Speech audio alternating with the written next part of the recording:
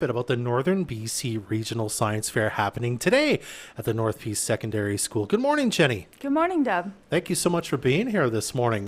Tell us a bit about the Regional Science Fair. What's happening there today?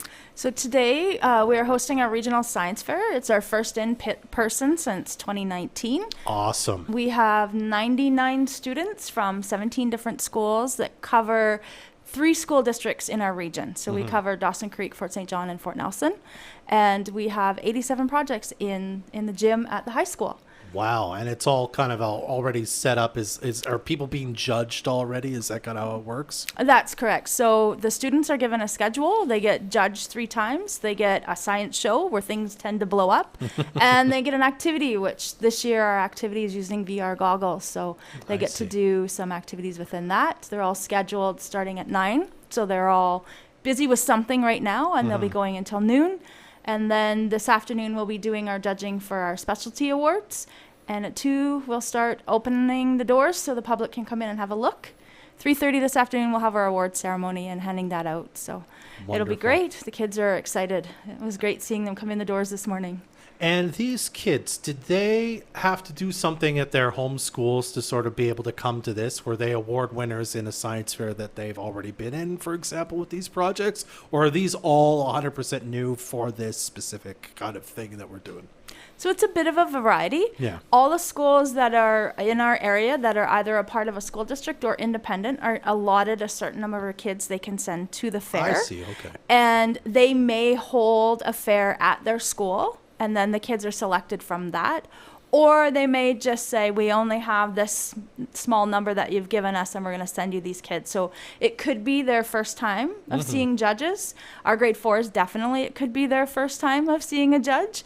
But for others, they may have been judged at their school before coming, or they may have attended our fair prior to COVID when we were able to hold our last one in person in 2019. Gotcha. And then, I mean, you've kind of already said it, grade 4 to kind of grade 12 is Correct. the age and grade range. Yeah, this year it's grade 4 through 10.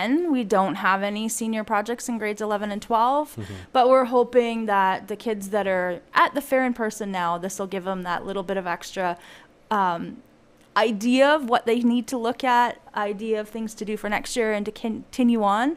And those that we select at the end of the day, between our grades 7 through 10, we get to pick 4 that will be heading to Edmonton in the middle of May to go to our National Science Fair for the Canada-wide. So that's where they get to meet like-minded people. It's like going to a rock star show for science. Yeah. And it's exciting. They learn lots. They get to tour campuses. And a lot of our students, after going to these fairs, end up making decisions for their future from that.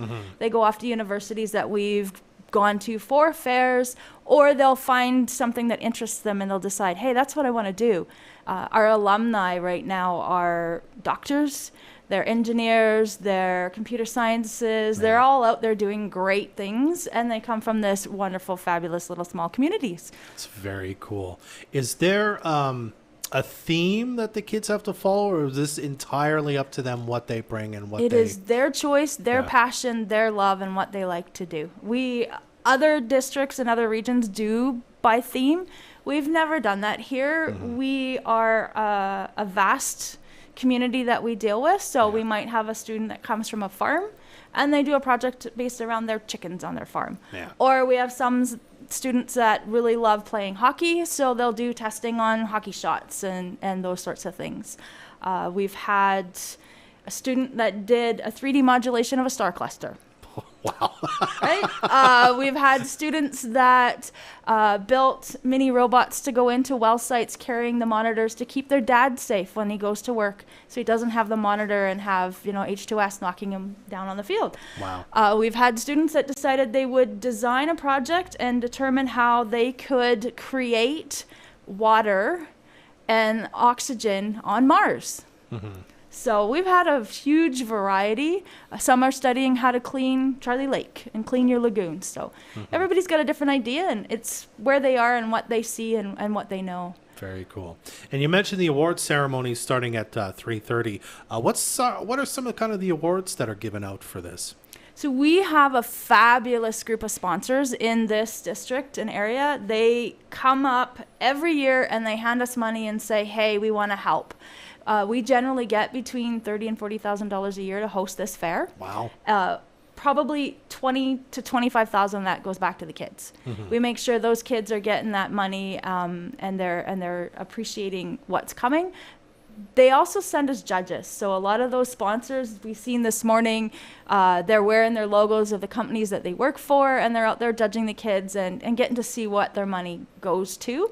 But we will be handing out awards based on botany, on chemistry, on physics, as well as we have the most favorite and coveted one, the People's Choice. So the kids get to go around and look at everybody else's projects and select who they think was the best project of the fair. We have the top grades 4, 5, and 6 projects that are sponsored by Canlin Energy. And then we have the top first, second, and third for junior, intermediate, and senior that are sponsored by Petronas. So lots of great sponsorship and lots of great awards. And then our final 4 awards. The 4 kids that'll be selected each have a specific sponsor attached to them. We have ARC Resources, Oventive, Science Fair Foundation BC, and Shell Canada that'll be sponsoring sending 1 kid to nationals. So very, very cool. All right. Well, again, you can go check out all the projects that are going to be on display there. I think you said 87 of them, starting from 2 till 3:30 at North Peace Secondary School in the gym, I suppose it'll be? Correct. Yeah. So the big gym is where we'll have our awards ceremony. The projects are set up in the smaller gym. Okay. So plan to come have a look at the projects and then stick around for the awards ceremony and see who wins all the great prizes and who gets selected and going off to nationals. So I look forward to seeing who gets to go and enjoying the time that they get when they go to Edmonton. Absolutely. Well, Jenny, thanks so much for being here. I appreciate you making time for us today. Well, thank you so much. We truly appreciate the support of our local media as well, helping us get the word out there. So look forward to seeing everybody today at the fair. This community interview is supported by your Member of Parliament, Bob Zimmer. Stop by his office in Fort St. John at 9916 100th Avenue and in Dawson Creek at 105